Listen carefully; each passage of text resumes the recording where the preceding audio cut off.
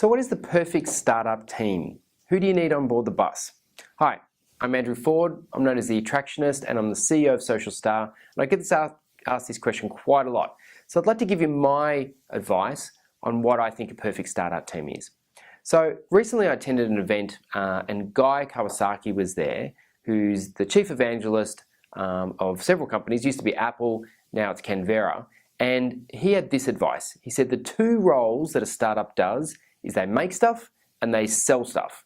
And they're the two most important functions of a business. So what people do you need to make stuff and sell stuff? First of all, you need someone who's going to sell. Someone's got to be talking to clients, someone's got to be closing deals, out there prospecting, and what that might be, it might look like blogs, articles, posts, videos such as this.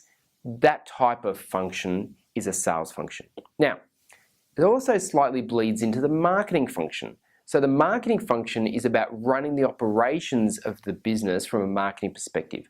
Who's running your website, your email list? Who's managing that process? Who's running your social media? Who's looking at the campaigns that you're building? So you need that function as well. And sometimes these could be the same person, but it's unlikely. It's generally sales is different to a marketing function. And the third you need is delivery or operations.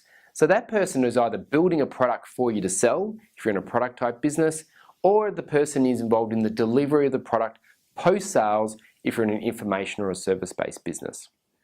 Now, one of those three people has to be a leader. Someone's got to lead the group. So in my particular organization, Social Star, we have a core team of 3 and then a broader team of contractors and agencies that help us deliver all our services. So I'm in charge of sales, I have a marketing person behind me, and I have an operations person who helps me deliver all the work. And that's the perfect trio.